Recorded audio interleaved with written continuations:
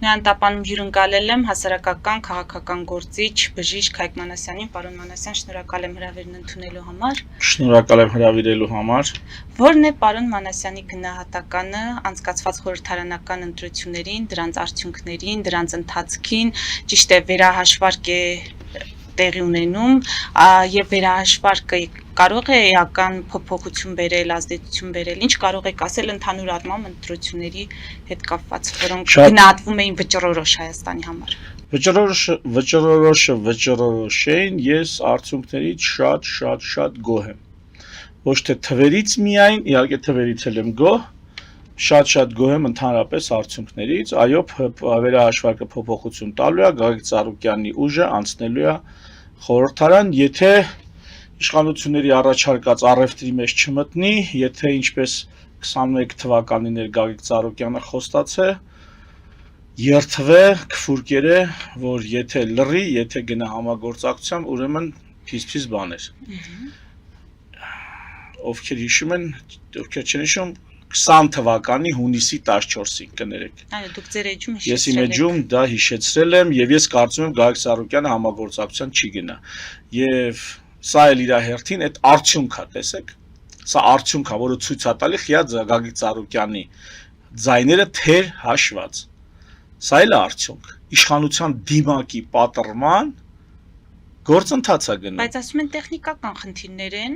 որոնց հետևանքով ԿՊ-ն էլ ձայներ ունեցել, որոնք 0 են ներկայացված։ ԿՊ-ի ձայների տարբերությունը ոչինչ չի նշանակում։ Ոչինչ։ Նրա տոկոս առանձնակի դրանից չի փոխվում, նրա հաղթանակի աստիճանը, այսպես ասած, դրանից չի փոխվում։ ԿՊ-ի հաղթանակի աստիճանը փոխվում է Ծառուկյանի ձայների քանակից։ 60 ձայնի քանակով որոշվում է ԿՊ-ն ինչ կարգի հաջողություն է գրանցել եւ ինչ կարգի անհաջողություն է գրանցել, եթե հաշվի առնենք, որ ԿՊ-ն ունի պլան մաքսիմում սահմանադրական մեծամասնություն, որ հարցում որ ինքը ձախողվել է, պլան մինիմում հաղթել եւ կարելի է պլան միջին ասել, որ ձեռք բերեն 3/5։ Հիմա պլան միջինը Ծառուկյանը վերցնում է, ոչ թե այդպես իրակամքով, ժողովուրդը քվե է տվել։ Դա կմնում է ԿՊ-ի պլան մինիմումը, որը ԿՊ-ի գործողությունները խիստ սահմանափակելու է։ Այսքանը սկզբի համար։ Արդյունքներից գոհ լինելու համատեքստում կխնդրեմ անպայման նաև բոլորին դեմեմի արդյունքները գնահատել, որպես կար ժամանակում ձևավորված եւ ընտրապայքարի մեջ մտած քաղաքական ուժի համար արդյունքը ինչպես է գնահատում, այնտեղ շարունակ։ Ես կարծում եմ, որ բոլորին դեմեմը ավելի մեծ արդյունք կարող էր գրանցել, քան գրանցեց,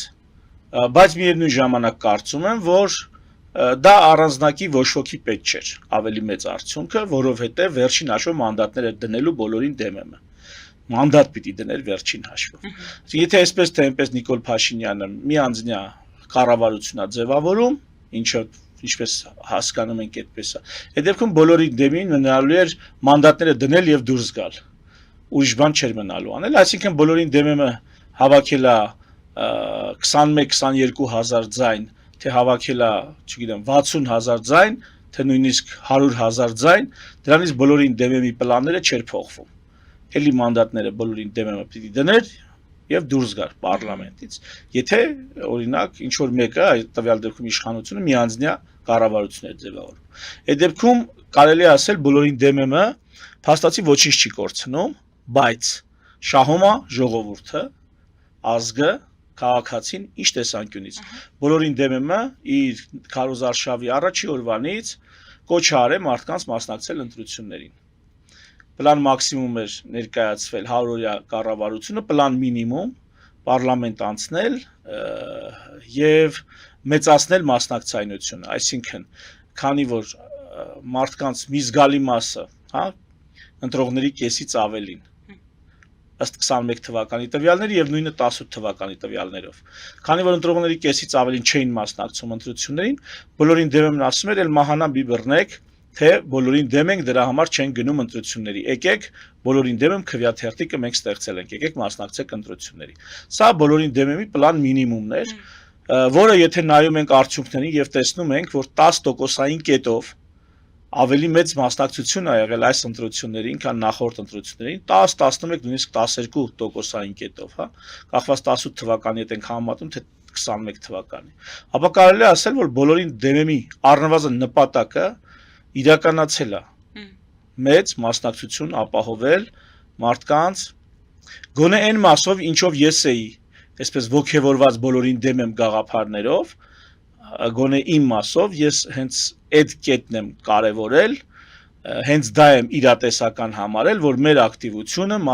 ընտրությունների նկատմամբ ավելի մեծ ուշադրություն կհրավիրի,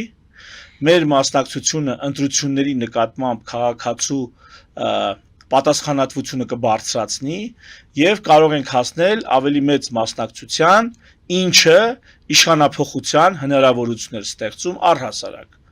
Այս պահի դրությամբ մենք իհարկե չունենք իշխանափոխություն, բայց մենք ունենք քաղաքացու հստակ գնահատական։ Երևան քաղաքում 58% ընտրողների գերադասել է իշխանափոխություն եւ հանրապետությունով մեկ 51% ընտրողների գերադասել է իշխանափոխություն։ Սա իհարկե, այսպես ճակերտների մեջ պետք է ասել այս թվերը, ինչու, որովհետև իրական պատկերը փոքրինչ տարբեր է, չգիտեմ ինչ որ մեկ այս հարցին անդրադարձել է մինչև այս պահը թե չէ, բայց տեսեք ինչ հետաքրքիր թվաբանություն կա։ Մենք գիտենք, որ 2.5 միլիոն մարդ ցուցակներում արկա է, քվեարկելու իրավունք ունի 2.5 միլիոն մարդ։ Բայց օրինակ, սովորաբար հունիս ամսին արտագնա աշխատանքի մեկնող մեր հարազատները 80-ից 120 հազար տարբեր տվյալներով լինում են Հայաստանից դուրս։ Այսինքն հունիս ամիսը արդեն այն ամիսն է, որտեղ արտագնա աշխատանքի մեկնողները, այսպես ասած խոպանչիները գտնվում են խոպանում։ Հետևաբար, այդ ցուցակներից 2.5 միլիոնից եկեք միջինացված հանենք 100,000։ Այսպես թե այնպես նրանք Հայաստանում չեն։ Այո, ընտրելու իրավունք ունեն։ Այո, որորը որ գան կարող են ընտրել, թեև նրանց վերադարձի նկատմամբ ագրեսիվ եւ անիրավ քարոզարշավ գնաց, անիրավ, այսինքն օրենքով արգելված այդ մարդկանց խաթրին կպնելը, մարդը երբ ուզի կարա վերադառնա հայրենիք եւ քվեարկի, բայց տարբեր պիտակավորումներ եւ դեմոնիզացիա այդ ամեն ինչին դա թողնենք մի կողմ։ Ի խոսքով 100,000 այստեղ արդեն իսկ հանրապետությունում չի։ Եվ բազմաթիվ քաղաքացիներ Հայաստանի Հանրապետության անձնագրով կամ երկքաղաքացիությամբ ապրում են արտերկրում, Հայաստանում չեն գտնվում։ Այս էլի մի քանի 100,000 մարդ է։ Այսինքն կոպիտ թվաբանությամբ մոտ կես միլիոն մարդ կամ 400,000 մարդ մոտավորապես։ Այսպես թե այնպես անունը պատերին կպցրած էր, որ իրենք կարող են քվեարկել, սակայն նրանք իրականում Հայաստանում չէին։ Հետևաբար, այն որ մենք ասում ենք, ընտրողների մոտ, հա, մոտավորապես 20% այսպես թե այնպես Հայաստանում չէր։ Այսինքն ընտրություններին մասնակիցների իրական հնարավոր մասնակիցների թիվը ոչ թե 2.5 միլիոն էր, այլ 2.200,000 էր, որոնցից 1.5 միլիոնը մասնակցել է ընտրություններին։ Սա նշանակում է ոչ թե 59-60% մասնակցություն, սա նշանակում է 75% մասնակցություն։ Նման թիվ աշխարհի ամենա մոտիվացված հանրություններում, ամենա մոտիվացած ընտրություններում նման թիվ հազվադեպ է լինում։ Նման թիվ հազվադեպ է լինում նույնիսկ այն երկրներում, որտեղ ընտրություններին մասնակցելը պարտադիր է, որտեղ տուգանվում են նրանք, ովքեր չեն մասնակցում ընտրություններին։ Ահա հայ ժողովուրդը, Հայաստանի Հանրապետության քաղաքացին, դուք պատկերացրեք ինչ բարձր քաղաքացիական եւ քաղաքական գիտակցություն է դրսևորել, որ դե ֆակտո 75%, դե յուրե 60% մասնակցությունը ապահովես ընտրություններին։ Ահա թե ես ինչից եմ գոհ։ Ամենից շատը։ Գիտեք, մեկ օրում, մեկ տարում մեծ փոփոխություններ չես տեսնի, իհարկե, բայց սա լուրջ քայլ էր։ 18 թվականից սկսած եւ հատկապես Արցախյան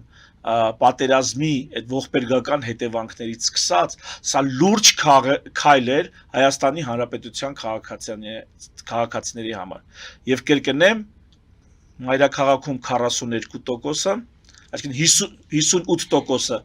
քվեարկել էին հօգուտ իշխանափոխության, իսկ հանրապետությունում 51%-ը արդեն մասնակիցների, ովքեր որ գնացել են ընտրատեղամաս, քվեարկել էին հօգուտ իշխանափոխության։ Սա եւս ինձ համար փայլուն արդյունք է։ Պարոն Մանասյան, Հայաստան դաշինքը, թեև չի վստահում սահմանադրական դատարանի կազմին, բայց վիճարկելու է ընտրությունների արդյունքները, ուժեղ Հայաստանը սպասելու է վերահաշվարկին, Ինչ է կարծում, այստեղ տարբեր կարծիքներ են հնչում, ասում են նրանք իրականում սպասում են Մոսկվայի հրահանգին, որովհետև Մոսկվայից դեռևս շնորհավորանք չկա, Մոսկվայում էլ են սպասում վերահաշվարկին եւ պաշտոնական արդյունքների հրապարակմանը։ Այս ամենը ինչով է պայմանավորված։ Ճիշտ է, նրանք են սպասում Մոսկվային, թե Մոսկվան է սպասում նրանց։ Ներսի ուժերի մասով ասում են, որպեսզի հրահանգ լինի Կրեմլից, իսկ Կրեմլը այս պահին չունի եւ Կրեմլը իր հերթին ժամանակ է շահում հայտարարելով, որ սպասելու են պաշտոնական հրապարակմանը։ Դուք ինչ կարող եք ասել այս ամենի մասով։ Էլիզա ջան, ես կհամաձայնվեմ այդ մտքի հետ, այն տրամաբանությամբ, որ մեր ներքաղաքականը իհարկե լրջագույնս ուղղորդվում արտաքին քաղաքական կենտրոններից։ Դա ոչ միայն Կրեմլն է, դա նաև Բրյուսելն է, դա նաև Միացյալ Նահանգներն են, դա Անկարան է եւ դա Բաքուն է։ Ես այսպես եմ պատկերացնում, եթե ինչ-որ մեկին դուր չի գալի հիմա այս ձևակերպումներս, դա իր միամիտ խնդիրն է։ Ես կարծում եմ, որ այո, Հայաստանում արտաքին քաղաքական միջամտությունը եւ արտաքին քաղաքական թելադրանքները լուրջ մասնակցություն ունեն ներքաղաքական հարցերում։ Այդքանով այդ մտքի հետ համաձայն եմ։ Եվ մի բան էլ ասեմ, իսկ Բաքուն շնորհավորել է արդեն։ Բաքվից դեռ շնորհավորանք չունենք, բայց Թուրքիա, Պակիստան այսօր են շնորհավորել, այո։ Հա, որտեվ դա էլ է կարևոր, էլի, Բաքուն ինչին է սպասում։ Կրեմլը հասկացանք, սպասում է տենա ստեղի ռուսամերները ենթադրենք, այդ Պուտինի ստրուկները, դա նա դրան է սպասում, Բաքունում է սպասում։ Կարող է Քոչարյանին է սպասում Բաքուն։ Դե մեկնաբանեք, չգիտեմ, ձեր ենթադրություններով կիսվեք։ Ում է սպասում Բաքուն։ Կարող է Ծառուկյանին է սպասում։ Թե ուժեղ Հայաստանին է սպասում։ Կարող է Սամվել Կարապետյանն սպասում, ով Բաքվում հայտարարված է հետախուզման մեջ։ Բաքվում ում նկատմամբ հետախուզում է հայտարարված։ Կարող է Բաքվում Սամվել Կարապետյանի վերահաշվարկին է սպասում։ Թե Նիկոլին է սպասում Բաքվում։ Չունեք ձեր հռետորական։ Դե ասա հռետորական է, էլի ասեցի, ինձ թվում է ավելին քան հասկանալի է։ Լավ, եթե պատկերացնենք, որ այս ուժերը այսինքն այդ միակողմանի երկրի սուվերենության վրա եղած սպառնալիքները կամ երկրի սուվերենությունը բսկտած այդ ազդեցություններն ու տրիգերները եկեք ճիշտ գնահատենք ու ոչ միակողմանի, որովհետև չգիտես ինչի մարդիկ օրինակ կողմ են, որ Զանգեզուրի միջանցք է տրվում Թրամփի ԱՄՆ կամ Հովանու տակ, բայց այդ նույն Զանգեզուրի միջանցքը, որ ասենք ռուսներով էր, դրան դեմ էին։ Իսկ կլինի երկու դեպքում էլ դեմ լինեինք, էլի այդքան թասիբ ու գիտակցություն ունենայինք, երկու դեպքում էլ դեմ լինեինք։ Թե ով որ Պուտինից է գրանտներ ստանում կամ փողեր ստանում, նա այդ դեպքում է լռում, ով ամերիկաներից է ստանում գրանտներ եւ փողեր, նա այդ դեպքում է լռում, արանքում մնում ենք ով մենք որպես ինչ որ մարգինալացված փոքրամասնություն, չէ ամեն անգամ երբ որ նման հարցեր քննարկվում են, այդ հարցերը պետքա միջևերջ ասել ու ցույց տալ ընդհանրապես բոլորի ողնաշար լինելը, ոչ թե ակնարկել, որ այս ինչ մեկեք տեսեք Ռուսաստանից Հովանու է սպասում։ Նիկոլ Փաշինյանն էլ Բաքվից է Հովանի սպասում եւ Եվրոպայից եւ սաղ տեղերից։ Պարոն Մանասյան, Սյունիքով ճանապարհի հետ կապված, եթե դուք դա եք մեջբերում, Ռուսաստանի դեպքում կամ նոյեմբերի 9-ին 3-րդ կետով այնտեղ վերահսկողություն պետք է իրականացնել ռուսական Facebook։ Իսկ հիմա իրականացնելու է հայ-ամերիկյան ընկերություն, սրանով տարբերություն չկա։ Մեծ տարբերություն կա, իհարկե, Հայաստանի սահմանապահը չի իրականացնելու։ Ինչ ասում հայ-ամերիկյան սահմանապահ զորքեր կան։ Սահմանապահ զորքեր չէ։ Կա հայ-ամերիկյան սահմանապահ զորքեր կան։ Ասա որ չկան, դա ի՞նչ է նշանակում հայ-ամերիկյան։ Ի՞նչ է նշանակում մասնավոր ընկերություն, ի՞նչ է նշանակում։ Իրանց հոր Բոստանն է, ի՞նչ է մասնավոր ընկերություն։ Հայաստանի Հանրապետության պետական սահմանն է։ Ի՞նչ է նշանակում մասնավոր ընկերություն։ Այսինքն այդ լապշան կախել են ակաշդեցից։ Մենք էլ հələ փոխանակասենք, լսի, մենք այդ լապշան էս վեկալ, հեսա մի երկու բան էլ ավել ասենք։ Ոնց որ թե դուրներս եկել է, ասում ենք ոնց որ սազում է։ Սենց խաղում ենք միատենանք այդ լապշան մեզ սազում է, թե չէ։ Ընդեղ մեկը պիտի կանգներ Հայաստանի Հանրապետության սահմանապահ զորքերը կամ ընդհանրապես բանակը ու վերջ ուրիշ կանգնող եթե այսքանից բացի յուրաքանչյուրը ով լինում է դա տե կանգնող Պարսկաստանի հետ ինչ որ եսիմ ինչա Ամերիկայի հետ Ադրբեջանի հետ դա արդեն նշանակում է զուտ Հայաստանի Հանրապետության վերահսկողությունը չի բխտորած է խառնած է դա նշանակում է միջանցք հասկանում եք ինձ Էլիզա ջան Խոսալուց միջև վերջ եկեք խոսանք ու հերիք եղավ այդ բանը էլի սենց ակեք մի քիչ պոլիտ կոռեկտ գտնվենք էլ չկա պոլիտ կոռեկտության հարց ես թե քաղաքականության գնահատականներն եմ փորձում գնահատականներում եմ փորձում իրենց անուններով կոչել մարդիկ արդեն վաղուց բարոյական դաշտում են կորցրել արտահայտչա միջոցների այսպես ասած չափն ու սահմանը այդ թվում բարձրագույն իշխանական պոստերում գտնվող բայց եկեք սրա վրա հիմա չշեղվենք շարունակենք ընտրությունների գիծը խնդրեմ հարց տվեք Ընտրությունների գիծը շարունակելով պարոն Մանասյան ասացիք ընտրությունների արդյունքները ամեն դեպքում ցույց են տալիս որ հանրությունը ցանկանում է իշխանափոխություն այդ իշխանափոխության ցանկությունը պայմանավորված է անձի փոփոխությամբ թե ծրագրի փոփոխությամբ, առաջարկների փոփոխությամբ, այսինքն եթե նրանք իշխանափոխություն են ցանկանում, դա նշանակում է, որ պատրաստ չեն այդ խաղաղության ծրագրին Հայաստանի ապագայի հետ կապված ինչպիսի տեսլական այդ դեպքում կա։ Տեսեք, եկեք մի քիչ լուրջ խոսանք, էլի Արիստոտելը ռետորաբանության մասին խոսելիս ասում է կարևոր է եւ լոգոսը եւ պաթոսը եւ էթոսը, այսինքն եթե թարգմանեմ հայերեն, կարևոր է ով է ասում, դա կարևոր է ինչ է ասում եւ կարևոր է ինչպես է ասում, եթե կարճ էլի։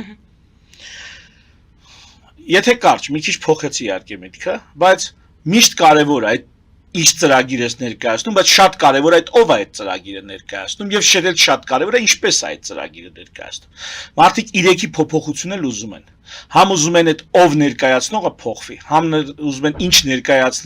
ներկայացվելիքը փոխվի, համ էլ ինչպես է դա ներկայացում, մարդիկ ուզում են դա փոխվի։ Այս բոլորն էլ պիտի փոխվի։ Երբեմն մենք իհարկե փորձում ենք առանձնացնել, որ եկեք անձերի վրա չխորանանք գաղափարների վրա, բայց եթե զուտ գաղափարական ինչ որ փիլիսոփայական կամ քաղաքագիտական քննարկում ենք անում, բայց եթե արդեն եկեք կանգնել ենք այն կետի վրա, որ նաև թե ով է այդ ծրագիրը ներկայացնելու կամ իրականացնելու, այս դեպքում իհարկե դա էլ է կարևոր եւ վերջին հաշվով, երբ որ հատուկ սկզբունք կա հանրապետականության մեջ, ինչի մասին է հանրապետականությունը, ռեսպուբլիկանիզմը, դա այն գաղափարախոսությունն է, որոնց հիման վրա ստեղծվել, հիմնվել եւ զարգացել են հանրապետությունները։ Ի տարբերություն միապետության, որտեղ իշխանությունը ՑՄՀ, ի տարբերություն եկեղեցու, որտեղ կաթողիկոսական կամ Հռոմի Պապի իշխանությունը ՑՄՀ, հանրապետական իշխանությունը սահմանափակվում է ժամանակով։ Հանրապետությունները նրանք են, որտեղ իշխանությունը սահմանափակվում է ժամանակով եւ լիազորություններով։ Ու առանձին հիմա չխոսենք։ Հիմա խոսենք ժամանակի մասին։ Երբ որ ասում ենք իշխանությունը սահմանափակվում է ժամանակով, այսինքն օրինակ Ամերիկայում 4 տարով երկու նախագահի ընտրությունը 4 տարին մեկ եւ երկու անգամից ավել չի կարա նախագահ լինի։ Երբ որ սա ասում ենք այդ սահմանափակությունը, ხო չենք ասում այդ գաղափարները 8 տարուց ավել չի կարելի հայտնել։ Չէ, այդ գաղափարներն ու ծրագրերը կարելի է 80 տարի հայտնել ու առաջ տանել, բայց նա ով դա ներկայացնում է 8 տարի հետո պիտի գնա։ Վերջ։ Որովհետև նա մարդ է,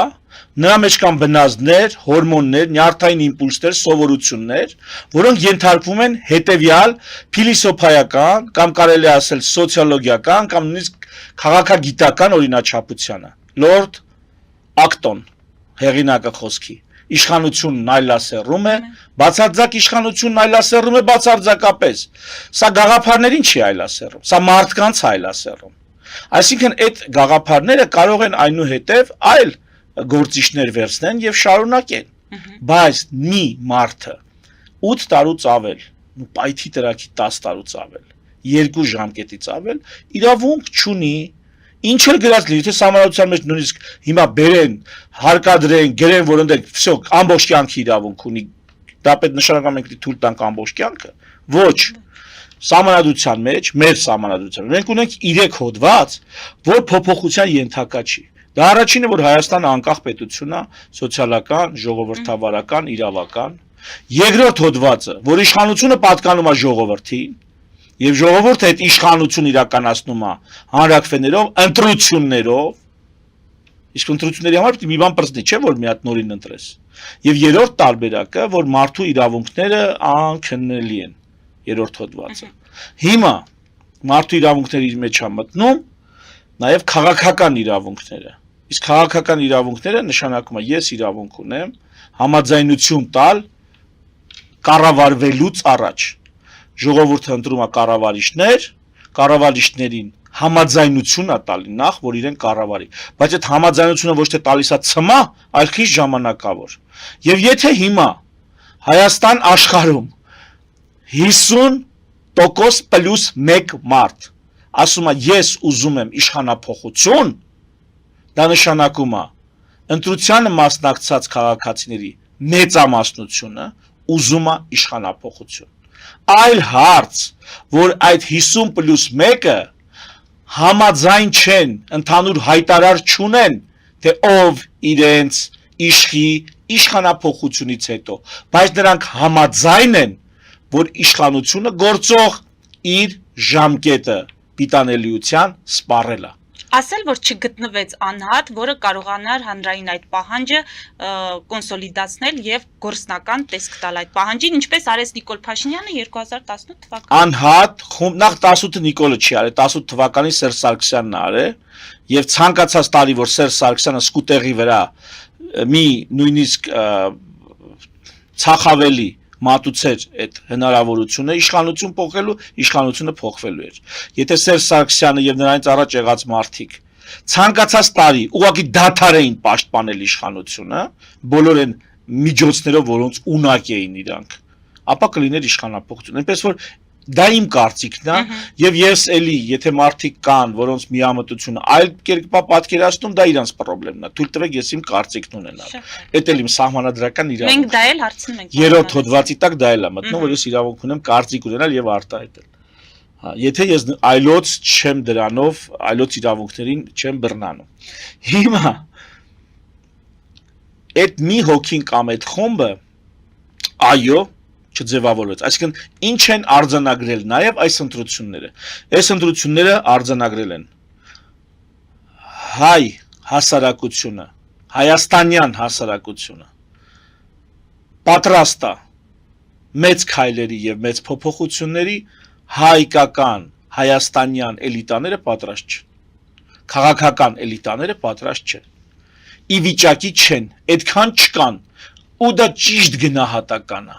Դա ճիշտ արձանագրում է, որովհետև տեսեք, եթե նույնիսկ Սամվել Կարապետյանն է, չէ, ընդդիմության մեջ ամենաշատ ձայներ հավաք, բայց Սամվել Կարապետյանի խոսույթը, որ լուրջ մարդիկ լսում են, հասկանալի է, դա ինչ որ զանգվածների համար ձևակերպած խոստում է, այս կանենք, այն կանենք, բան ոսկի սարեր, բան արծաթե ձորեր, բան։ Հիմա Նիկոլ Փաշինյանի խոսույթի մասին ընդհանրապես չեմ խոսում, այնի քննարկելու բան չի, էլի, դա հակահիգիենիկ բանկ ստացվի, եթե սկսենք դա քննարկել։ Հիմա նայեք, բայց այդ ոսկե սարերն ու արծաթե ձորերը լուրջ մարդիկ որ լսում են, ասում են ընկեր, կարող եմ այդ ավելի շոշափելի լուրջ բանից խոսաս։ Խոսաս մենք էլ լսենք, իմանանք որ հա էլի դու երկիրը վերցնելու ես ու տանելու ես ինչ որ ռեալ ճանապարհով։ Թեկուզ համանadrությամբ այդ իրավունքը չունի։ Ամենակիչ պոպուլիզմը թերևս Քոչարյանն է արել, ամենակիչ պոպուլիզմը։ Ինչու՞ նույնիսկ նրան մեղադրում են թե ընդդիմադիր դաշտից, թե այս մյուս կողմից։ Ծառուկյանը դե ինչ, ժողովուրդ ջան ձեր ցավը տանեմ, բանանենք բանան լինի, լավ անենք լավ լինի։ Այսինքն ըստ էության, եթե այս 3 հիմնական ուժերի մեջ էր, որ պետք է ինչ-որ բան ստացվեր, ապա այո նրանք չունեին քաղաքական հասուն ոչ ամբիցիաներ, համազգային եւ համապետական, ոչ ծրագրեր, ոչ էլ ինչ թվում է նրանք հավատում էին, որ իրանց մոտ ստացվելու է այդ մեծ քայլը, հա, իշխանափոխություն։ Իսկ կարծում եմ կարող նույնիսկ չէին էլ հավատում։ Որովհետև եթե նույնիսկ ստացվեր, իրանք չէ որ պետք է ոչ Քոչարյանն էր լինելու վարչապետի թեկնած վարչապետ, ոչ լինելու էր Ծառուկյանը, ոչ էլ Կարեն Սամվել Կարապետյանը, ես կարծում եմ, եթե այս 3 ուժին հաջողեր, ապա վարչապետ էր գալու Հայաստան Կարեն Կարապետյանը, նախկին քաղաքապետ, նախկին վարչապետ։ Ինձ տենց հատվում։ Ես միջև հիմա էլ մնում եմ այն կարծիքին, որ եթե այդ 3 ուժերը համախմբվեին եւ հաջողեին իշխանապողություն լիներ, Կարեն Կարապետյանը պետք է գար ստեղ սկսել վարչապետ որպես աշխատել։ Ես տենց եմ կարծում, բայց չեղավ, ինչ որ չեղավ, էլ չենք էլ քննարկում։ Հիմա գանք այն մյուս ուժերին։ Բոլորին դեմ եմ, Հայկոն, Գուրգեն Սիմոնյան, Արամ Սարգսյանը ուրիշ ուժ չի, Արամ Սարգսյան, Բաբաջանյան, բան, իրանք Նիկոլ Փաշինյանի փաստաբաններն են։ Այսինքն տեսեք, հիմա դուք ինձ հարցազրույցի եք կանչե, ենթադրենք 40 րոպե խոսալու ենք կամ մի ժամ խոսալու ենք, չէ՞։ Ես հասցնելու եմ այդ 40 րոպեում կամ մի ժամում իմ մտքերը արտահայտել, փոխանցել հեռուստադիտողին։ Հիմա պետք է 5 հոգի էլ բերեիք ստե նստեցնեիք, բանգաբուտուլք եք։ Բայց իրանք սպասեք։ Ձերս մնանք այդպես գնահատականից բառ։ Այդ 5 հոգին ինչ իմացաք որ բանգաբուտուլք է։ Ամեն դեպքում պետք չի։ Բայց ինչ դեք 5 հոգի մարդ է գալի նստում։ Ինչ գիտեք որ բանգը։ Ես որ չասի ով։ Դուք արդեն ջոգեցիք ձեր մեջ ով։ Լավ, սպասեք։ Հիմա 1000 ներողություն թույլ տվեք ասեմ։ Ես այդ բառապաշարն օգտագործում եմ, կտրեք գցեք էս հատը։ Բանգաբուտուլք եք եթե 5 հոգի բերեք դնեք, էդի մի ժամը բաժանելու եք այդ 5 հոգի եւ իմ միջև 6 հոգու միջև։ Իմ մի ժամը դառնալու է 10 րոպե։ Եվ նույնը ընդհանրապես այդ եթերներում բանավեճերում։ Մի քանի հոգի անպետք ու Շիրինյան Բաբաջանյան առանց Բաբաջանյան, Բաբաջանյան առանց Շիրինյան։ Բերում լցնում ես տաղավար, արդյունքում ստանում է ոչ մի նորմալ քննարկում չես կարող անես։ Այն որ ամեն ուժ պետք է կարողանար գոնե մի կես ժամում ներկայացնել իր համոզմունքները, դառնում է 15 րոպե։ Նիկոլ Փաշինյանը իր համոզմունքները 5 տարի ներկայացրել է Պետրոսի տաղավարից, ամենահեղինակավոր տաղավարից հանրապետության հարկատուների ֆինանսներից սնվող 5 տարի ներկայացրել է, կարծեմ ինֆոկոմներ ստատիստիկա էր արել, որ 50+1% ընդհանրապես Պետրոսի հյուրերը եղել են հենց ԿՊ անդամներ, այն մնացած մի 25%-ն էլ նրանց աջակից գործիչներ։ Այսինքն այնտեղ հանրային տաղավարը 75%-ով ծառայում է 5 տարի շարունակ ԿՊ բաներին։ Այսինքն Նիկոլ Փաշինյանը այդ հանրային բանավեճում իր նոր ասելիք չունի առանձնակի, նոր ներկայանալու բան չունի, սաղ տարին ներկայանում է։ Ինքն է Վահագն Ալեքսանյանն է, ով չի ալարում իրանցից ով խոսալ գիտի ներկայանում է։ Բայց երբ որ Շիրինյան առանց Բաբաջանյանի, Բաբաջանյան առանց Շիրինյանի դու մտցնում ես ընտրապայքարի մեջ, որոնք մի տոկոս չեն հավաքում, հա։ Մի տոկոս չեն հավաքում։ Երբ որ այսպես ու բայց իրանք գիտեք քանի տարվա քաղաքական ուժեր են, սեփական մեդիաներով բան Պուտինը, դուք մոռացաք ասել Պուտինը, այստեղ ոչ ոք չի համարձակվում ասել Պուտինը, եթե զվի մարդիկ ես գալի լցնում, այն մարդու կես ժամը, այն մարդու այն մյուսի, հա, այն թեկոնը Գուրգեն Սիմոնյանի արտահայտվելու կես ժամը 40 րոպե, դառնում է 10 րոպե։ Ու սա տեխնոլոգիա է, որ բանացնում են ու ես հեշտ չեմ պատրաստում պոլիտկորեկտ գտնվել, այս ամեն ինչին գնահատական տալու համար։ Հիմա վերադարձեք հարցին եւ դա ընտրությունների, դա էս ինչ խոսում եք, սա ընտրությունների մասին։ Այո, դուք ասել եք այնտեղ, որ Սամվել Կարապետյան, Գագիկ Ծառուկյան, Ռոբերտ Քոչարյան նրանցից ոչ մեկը այո, իսկ այն մյուս ուժերն էլ դրա համար, հիմա թվարկեմ։ Ես տենց եմ կարծում։ Դա մյուս ուժերն էլ չունեն ֆինանսական, մարդկային մեդիա, տեղեկատվական են ռեսուրսները, արտաքին հովանավորչություն, ներքին ցանցային կապեր այդ թվում թաղային հեղինակություններ եւ այլն։ Այդ մարդիկ չունեն այդ պոտենցիալը, որ կարողանան էական տեղաշարժ առաջացնեն։ Ավելին, այս ընտրություններին ես արձանագրում եմ, որ այդ մարդիկ միշտ էլ մնալու են այտենց որպես ջահել սկսնակ խաղացող, մալինկի Ժիգուլի պատնագամի, վերցծը, կրուծծը, եթե այդ մարդիկ ինչ-որ մի լուրջ ֆինանսական աղբյուրի հետ չհամագործակցեն կամ պայմանավորվածության չգան։ Այսինքն եթե $1 միլիոն չունես հետևդ, նախընտրական քարոզարշավի համար, դա սովորական մի հատ թիվ եմ ես ասում, բարձ բան չեմ ասում։ Եթե $1 միլիոն չունես հետևդ, մի մտիկ ընտրապայք, եթե հույսը տենա որ 100,000 հանգանակություն կանես, $100,000, $100,000 շատ քիչ է։ Շատ քիչ է, ինչ որ լուրջ գիտեք ինչ նկատի ունեմ, ոչ թե պարլամենտ անցնելու, այլ իշխանությանը ձեռնոց նետելու համար, գործող իշխանությանը ձեռնոց նետելու համար, սատկածը, քնածը, մեռածը, պայթածը, տրակածը $1 միլիոն ուժը պիտի ունենա։ Հիմա այս անունները վերցրեք, էլի Գուրգեն Սիմոնյան, բոլորին դեմ եմ, Հայկոն որտեղից։ Այս մարդիկ որտեղից կարան $1 միլիոն հենց նրան անեն պրսնի։ Եթե տես մարդ պետք է լինի, որը ունի $100 միլիոն, որ $1 միլիոն է իր համար, ասես քամոպես փչել, վերջացնելը խնդիր չի։ Իսկ $100 միլիոն հիմա կամաց գալիս է, սա լուրջ խնդիր ենք հիմա քննարկում, Էլիզա, խնդրում եմ մատների արանքով չնայես այս հարցին։ Իսկ մարդը, որ $100 միլիոն փող ունի, նա հայաստանցի է։ Եթե նա հայաստանցի է, ապա այդ մարդը, չգիտեմ, ինչ գործի տեր է, ներողություն, որ $100 միլիոն ձեռի հետ փող ունի։ Այդ մարդը как минимум մաֆիաների հետ կապված է, կրիմինալի հետ կապված է, նախկինների հետ 100% կապված է, ներկաների հետ այս կամ այն չափով կապված է, $1 միլիոն ունեցողը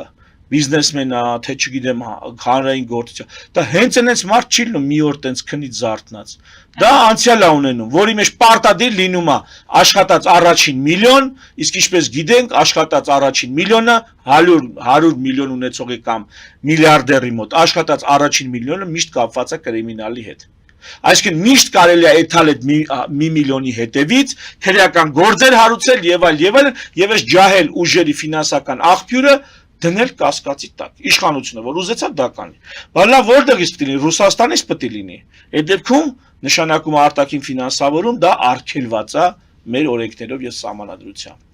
Ամերիկայից պետք է լինի, որ ռիսկ չանեն օրենքներով եւ սահմանադրությամբ։ Նու կարա Ամերիկայից լինի պրինցիպի, բայց Ամերիկայից Նիկոլին են ֆինանսավորում։ Ամերիկայից քիչ պետք է ասենք այն մյուսներին ֆինանսավորում։ Եվրոպայից պետք է լինի, Եվրոպայից էլ են Նիկոլին ֆինանսավորում։ Որտեղ Նիկոլը հենց անմիջապես նրանց հետ մտել է գործարքի թրիփ է տալի մարդկանց։ Թրիփ է տալի։ Բայց որտեղից պետք է այդ փողերն լինի, որ այս ուժերը մտնեն մեծ խաղի մեջ։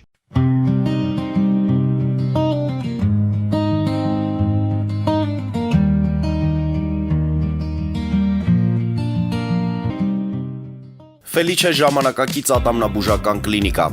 Այստեղ հարմարավետությունն ու խնամքն առաջնային են։ Այստեղ կիրառվում են ատամնաբուժական ամենաժամանակակից տեխնոլոգիաներ, ճշգրիտ ախտորոշում, արդյունավետ բուժում, նուրբ փորձառություն եւ անհատական մոտեցում։ Սկսած սովորական մանրուքներից մինչև առաջադեմ ընթացակարգեր, այստեղ դուք գտնվում եք բարձր որակավորում ունեցող եւ փորձառու ատամնաբուժական մասնագետների ձեռքերում։ Մեր բարեկամական եւ հյուրընկալ անձնակազմն այստեղ է յուրաքանչյուր այցը հաճելի դարձնելու համար։ Ֆելիչե,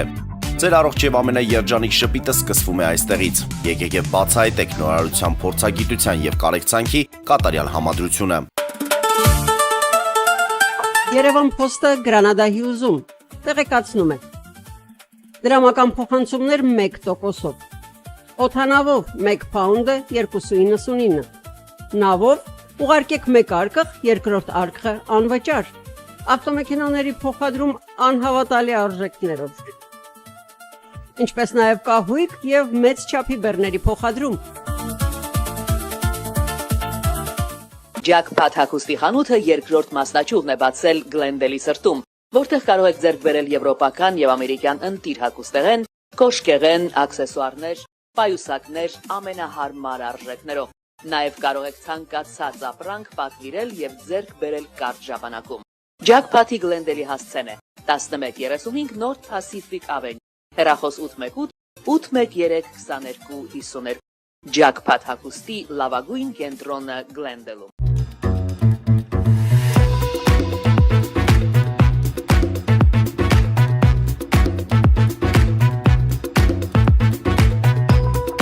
Արարատ ռեստորան, ընտանեկան եւ ընկերական ժամանցի լավագույն հասցե, սիրված արտիստներ, հյուրընկալ մթնոլորտ, հարուստ ճաշացան, անմահական խորտիկներ։ Արարատ ռեստորան, հասցեն անփոփոխ, սիրով սպասում ենք ձեզ։ Լավագույն պաղպաղակ, բնական, համեղ եւ մատչելի գներով պաղպաղակը կարող եք ձեռք բերել բոլոր հայկական խանութներում։ Պահանջեք հայկական պաղպաղակ, Թամարա պաղպաղակ։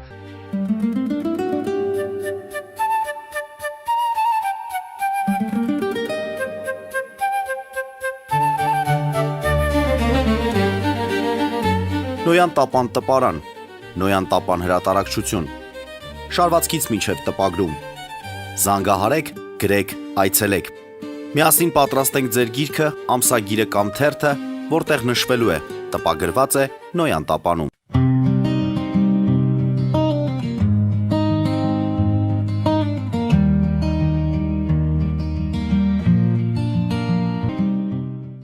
Շատ լավ։ Պարոն Մանասյան, հիմա եկեք հասկանանք խորհրդարանը, եթե Նիկոլ Փաշինյանն իշխանությունը, ընդդիմությունը Սամվել Կարապետյան, Ռոբերտ Քոչարյան, Գագիկ Ծառուկյան, այս ընդդիմությունը կկարողանա դիմակայել այդ թրիփի ծրագրին, կկարողանա կանխարգելել, թույլ չտալ Եվ առհասարակ այս տեսքով խորհրդարանը որքանով կբխի մեր երկրի շահերից, այսինքն Էսա հիմա ունենք էսա, չունենք էսա, որքանով կբխին որն է, հեսա կկոսանք։ Հայաստանի շահերի տեսանկյունից որքանով արդյունավետ։ Թրիփի ծրագիրը կարա կանխի Իրանը, կարա կանխի Ռուսաստանը։ Հայաստանում ոչ մի ուժ չի կարա դա կանխի, սա մեկ։ Ոնց է կանխում Իրանը, ոնց որ հենց հիմա Օրմուզն է, փագի, ասում է կգնաք, բա չեք գնա։ Այդ Օրմուզը խո ամբողջությամբ Իրանը չի։ Այնպես այնտեղ արաբական թերակղզուց չէ, փայատերեր կան։ Փագել ասում եք գնաք, բա չեք գնա։ Չեք գնա ու վերջ։ Ահա։ Այնպես որ եթե նա այնտեղ է կարողանում այտենց բաներ անի, ուրեմն իմացեք ես կողմի վրա էլ մի այտենց բան, եթե այտենց համբերահատ անեն, մեկ էլ տեսա տարեց։ Ռուսաստանը կարա տեղանի, որ մտնի փայատեր, այսինքն դե կա չէ այտենց բան, որ այդ մասնաբաժինները կարան ծախեն մեկ ուրիշին։ Հա Միխելոկ Մարտել ասել հենց Հայաստանի հաշվին են մասնաբաժինը ծախելու են 24 թե 26%-ը։ Նոր կարա Ռուսաստանը տեղ փայ մտնի որպես մասնաբաժին եւ դա տան, որպեսզի այդ ծրագիրը պրավալ չգնա։ Եթե Ռուսաստանը դա չմտավ, այդ ծրագիրը օրերը հաշված են լինելու այդ ծրագրի, էլի։ Չի կարա անverջ տենց անխափան գործի։ Հա Բայց սա մեր թեման չի։ Հիմա վերադառնանք այսօրվա թեման չի, ոչ թե մեր թեման։ Ամենա մեր թեման է, բայց այսօրվա թեման չի, հա։ Հիմա այս ուժերի խորհրդարան անցնելը կամ նույնիսկ չանցնելը, այսինքն մանդատներ վերցնելը կամ նույնիսկ չվերցնելը։ Այստեղ կարևոր հարց է գալի։ Ինչ են անելու այդ ուժերը առաջիկա 1, 2, 3 տարիների ընթացքում։ Ինչ են անելու։ Ինչ մեծ պրոյեկտ են անելու, որպեսզի իրենց ընտրողները իրենցից չհիասթափվեն։ Իրանք չեն կարող ինչ որ այնտեղ մեծ բաներ անել։ Հիմնականում ինչ անելու է Նիկոլ Փաշինյանն է անելու։ Ճիշտ է, ոչ այնքան սանձարցակ որքան անցած գումարն ան պարլամենտում, որտեվ այնտեղ ինքը ուներ սահմանադրական մեծամասնություն կամ հավաքելով այսպես գնելով ստանում էր, այստեղ դա չունի։ Եվ երկրորդ, որպեսզի այստեղ խորհրդարան անցած падգամավորները ընթացքում չծախվեն, գործարքի չգնան կամ շանտաժից չվախենան գործող իշխանությունների կողմից։ Ես չգիտեմ դուք տեղյակ եք թե չէ, այսօրվա մամլո ասուլիսում ճեպազրույցի ժամանակ Նիկոլ Փաշինյանը սպառնալիք է հնչեցրել դատավորների եւ դատարանների նկատմամբ, գիտեք դրա մասին։ Սպառնալիք է հնչեցրել, ասելով որ հլը փորձեք չդատեք այն մարդկանց, ում ես ասում եմ Ծառուկյանին բանման։ Եթե չդատեք այդ մարդկանց, դատավորներին ասել։ Ուրեմն դուք աշխատում եք Հայաստանի Հանրապետությանը դեմ, այսինքն ինքը դարել է Հայաստանի Հանրապետություն։ Լյուդովիկոս 14, ասում պետությունը ես եմ։ Լյուդովիկոսին գալի ասում պետության վիճակը վիճակ չի, ասում պետությունը ես եմ։ Տիպին վիճակը որ լավ է, ուրեմն սա լավ է պետությունը։ Հիմա այս պետությունը, հիմա Նիկոլն այլ ասում դուք պետության դեմ եք ուրեմն եւ այդ դատավորները պիտի պետության կողմից վերաբերմունքի արժանանան։ Ուրեմն դրանք կաշառակեր դատավորներն, այսինքն ով Նիկոլ Փաշինյանի ուզածը չի անում, նա արդեն ապրիորի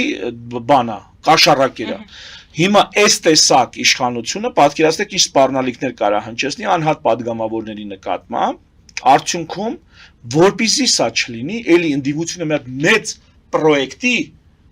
մասնակից պետք է լինի, որ իր շարքային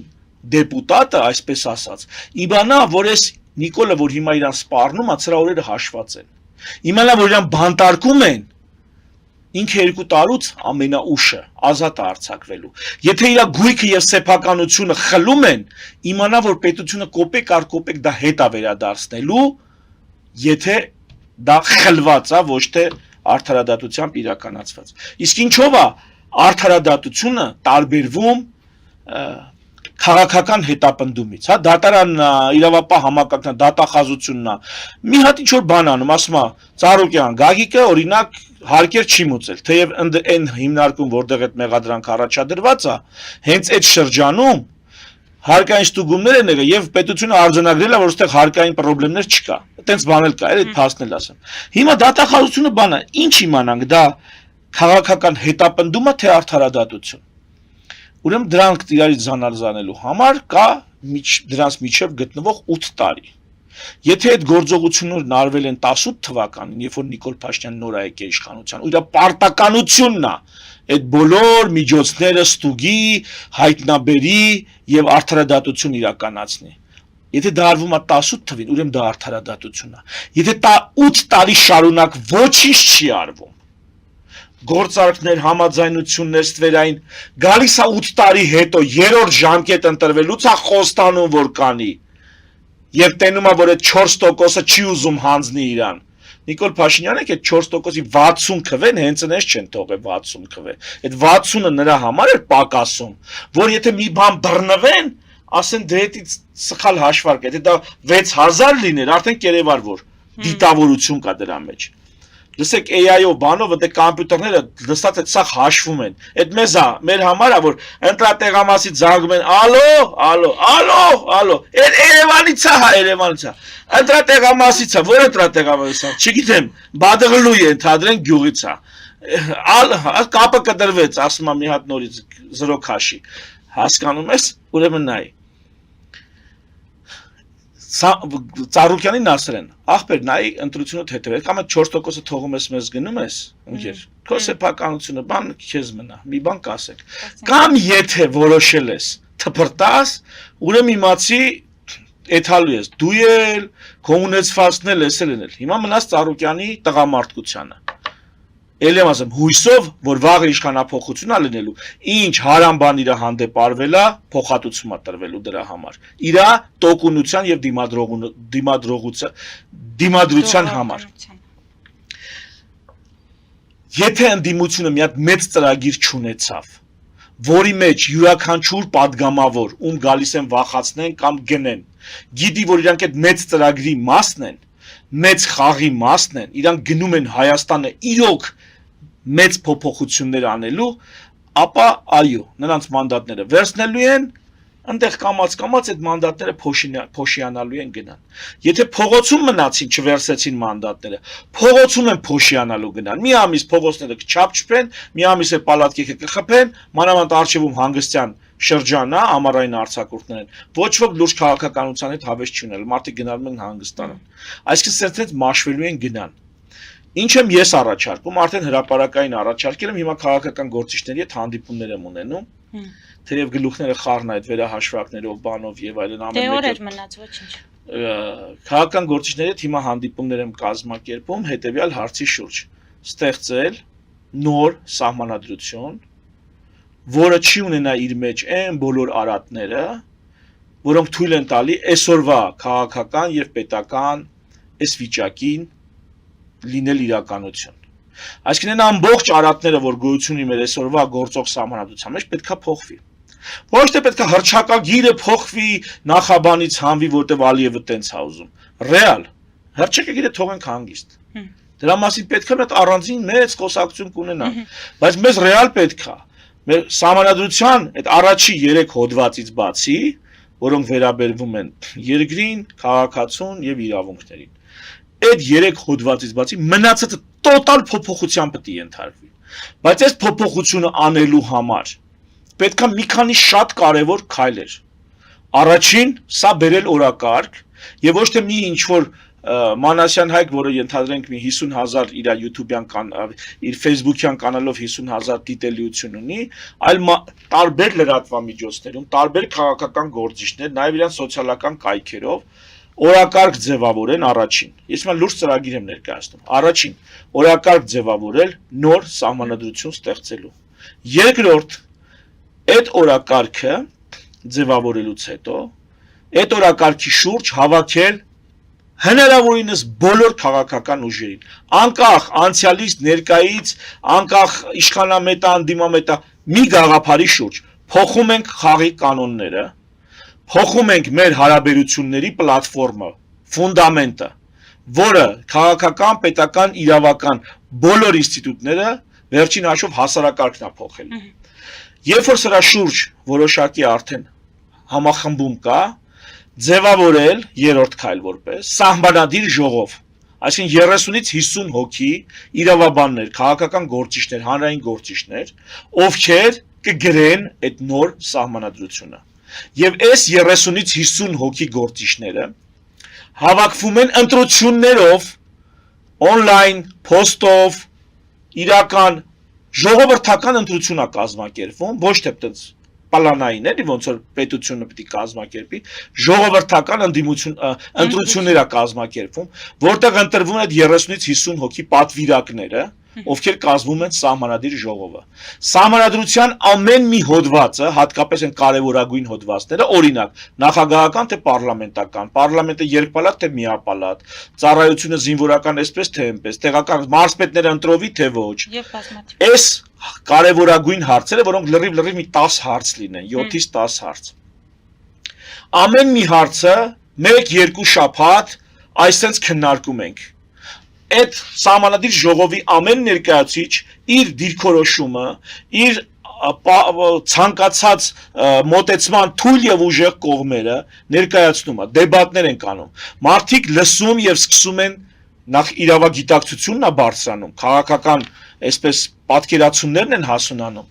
եւ այսպես ամիսների ընթացքում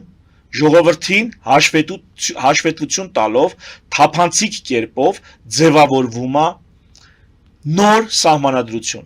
Երբ որ այդ նոր սահմանադրությունը այլևս պատրաստ է, այդ մեծ ամիսների գործընթացը, սա առնվազն մի քանի ամսվա գործընթաց է։ Այս ամիսների գործընթացը իրականացված է, սկսում են հանրապետությունով 1 ստորագրահավաքներ։ 200,000 ստորագրահավաք պահանջում է սահմանադրությունը այսօրվա, բայց կարանք 400,000 ստորագրություն հավաքել։ Եվ պարլամենտին ասում ենք խնդրեմ, դրեք հարցը հանրակրվեի։ Ստեղ մեծ խնդրեմ կա։ Օրինակ, ընդհանրապես հանրակրվեի դնելու համար, երբ որ մարդիկ ստորագրություն են հավաքում, նորմալ երկրներում, օրինակ հանրակրվեների, այսպես ասած, բնորան Շվեյցարիայում, եթե հավաքեց ենթադրենք 200,000 ստորագրություն, դա ավտոմատ մտնում է հանրակրվեի այդ հարցը։ Որտեղ թե այդքան մարդ ուզում է որ հարցը մտնի հանրակրվեի, մտնում է։ Եթե պարլամենտը օրինակ Շվեյցարիայում դեմ է, կարող ասի գիտեք ինչ կա, այդ հանրակրվեի կողը մի բան էլ մեր կողմից ավելացրեք, որ մենք ավելի հետաքրքիր բան ենք առաջարկում այդ նույն հարցի շուրջ։ Թող մարդիկ համ նրան քվեարկեն, համ նրան քվեարկեն։ Առանց մեկը մեկին բացառելու։ Սենց բան կա, պարլամենտը կարող միջամտի, բայց այդ խորհրդատվական։ Մեր մոտ օրենքը այլ է։ 200,000 ստորագրություն հավաքելուց հետո պարլամենտը կարող ասի չէ, այս հարցը սահմանադրություն, այսի չի գնում հանրակրվեի։ Ասում ես չի գնում, այդտեղ չեմ ուզում չի գնում։ Մեր շեֆը ասել է չի գնում։ Մի հոգի կարա հանրակրվե պրավալ տա Հայաստանի Հանրապետության այն գործող սահմանադրությամբ։ Մենք ասում ենք նոր սահմանադրություն պետք է լինի, որտեղ տես բան չի կարող լինի։ Հիմա, եթե պարլամենտը դեմ է արտահայտվում, եթե թողում է հանրակրվեի, դա հարցը գնում է հանրակրվեի։ Եթե դեմ է արտահայտվում, լինում է փողոցային ճնշում։ Փողոցային ճնշումով նորից ընդունում են, որ պետք է հանրակրվե լինի։ Արդար բան ենք ուզում, անիրավ բան չենք ուզում։ Լինում է հանրակրվե։ Չեն միջև վերջ իրանց էշն են քշում։ Լինում է հեղափոխություն։ Թավշյա ոչ բռնի ՏՌՖ եւ այլն։ Հիմա նոր սահմանադրությունը որ օրը հաստատվեց, իսկ այդ ամբողջ գործընթացը, որ ես ներկայացնում եմ ամիսների, հենց տարվում է այն ուղղությամբ, որ թե մարդկանց բացատրես ինչի ես դու ուզում, ենթադրենք այսպես եւ ոչ այլ կերպ, ինչի նախագահական եւ ոչ խորհրդարանական կամ հակառակը։ Այս ամբողջ զրույցի ընթացքում դու քո ընտրողին հանրակրվեի մասնակից քաղաքացուն, որը բավականին քաղաքացիական եւ քաղաքական բարձր գիտակցություն ցույց տվեց այս ընտրություններին։ Այդ քաղաքացուն ասում ես, ահա թե ինչի են բերում։ Կոպիտ ասած նախապատրաստում ես հանրակրվեով հաղթանակը։ Հանրակրվեով նոր սահմանադրությունը հաղթեց, դա կլինի մի տարուց, 2 տարուց, ես չգիտեմ, բայց լրիվ իրատեսական է 1-2 տարում այս ծրագիր իրականացնել։ Մոտենում ենք իշխանություններին, ասում ենք երկրում այլևս կա նոր սահմանադրություն։ Բարի եղեք կազմակերպել նոր ընտրություններ։ Շատ լավ։ Եվ տեղի է ունենում իշխանափոխություն, հա, երկինքից 3 խնձոր անգնում, մեկը Էլիզային, մեկը Հայկ Մանասյանին, մեկը մեզ լսող քաղաքացիներին։ Շատ լավ, ամփոփելով պարոն Մանասյան, չէ, ես մեկ հարց էլ ունեմ, ուզում եմ անպայման դրան անդրադառնանք, մասնավորապես ռուսական սահմանափակումների հետ կապված ինչ եք կանխատեսում, դրանք դեռ երկար կլինեն եւ արդյոք շատ լուրջ նեղություն կլինեն հայ տնտեսվարողների համար։ Ես կարծում եմ առավել եւս ընտրությունների այս արդյունքներից հետո Նիկոլ Փաշինյանը այնպիսի արկածախնդրության չի գնա, որպեսզի բացահայտ թշնամանք հայտարարի Ռուսաստանին եւ կարծում եմ այս սահմանափակումները, կարծում եմ չնայած Նիկոլ Փաշինյանի համառությունը որոշակի ազգակործան եւ պետականակործան քայլերում ուղակի երևակայությունից վեր է, մարդու երևակայությունից, բայց կարծում եմ այս անգամ կհասցնի ուշքի գալ եւ այս սահմանափակումներին վերջ կդրվեն։ Իսկ եթե այնուամենայնիվ շարունակվի սահմանափակումները, չգիտեմ, չեն ձգի, երկար չեն ձգի։ Եվրոպան էլ համոզված եմ չի կարել այդքան աջակցություն տա, ոչ թե չի կարել, չի տա։ Եվրոպացի բանը ֆերմերը գնում է թրիքը թափում է քաղաքապետարանի կամ չգիտեմ կառավարության շենքի դիմաց, իրոք է բարես բուն իմաստով թրիքը տանում են մեքենաներով դատարկում են որպես բողոքի ակցիա։ Հիմա հանգարց պիտի Ֆրանսիան կամ չգիտեմ եվրոպացի իշխանությունները, Եվրամիությունը իրանց ֆերմերների բողոքները հազիվ են յոլատանում, գան ինչ որ ասեն դու ֆերմերներ, սուս մնացեք մենք Հայաստանից ապրանք ենք բերում։ Մի պատճառ կգտնեն այդ ապրանքը չտանելու համար, իսկ այն ինչ հիմա ծաղիկ, այս ամենը սա քարոզչական սուտ բաներ են էլի, տենց ժողովրդին սսկացնելու ձևեր են, բայց եթե կգան ծաղիկ վաճառողներն էլ, գիլաս ծախողներն էլ, կերած ծախողներն էլ, ծիրան ծախ, հեսա կգան ու ձեզ, հեսա լրատվականները կտեսնեն, քանի տոննա ուրեն տարե, հեսա հաշվետվությունները կլինի կտեսնենք, այդ իրականությունը թե ընդհանրապես ձևական բան։ Շնորհակալություն։ Ես լավ շնորհակալ։ Մեծ դիտողներին հիշեցնեմ, որ զրուցում էի հասարակական քաղաքական գործիչ բժիշկ Հայկ Մանասյանի հետ։ Մեր ուղիղ եթերները կարող եք դիտել Patreon-ում, նաև այդ հարթակում աջակցել էկրանին երևացող QR կոդով։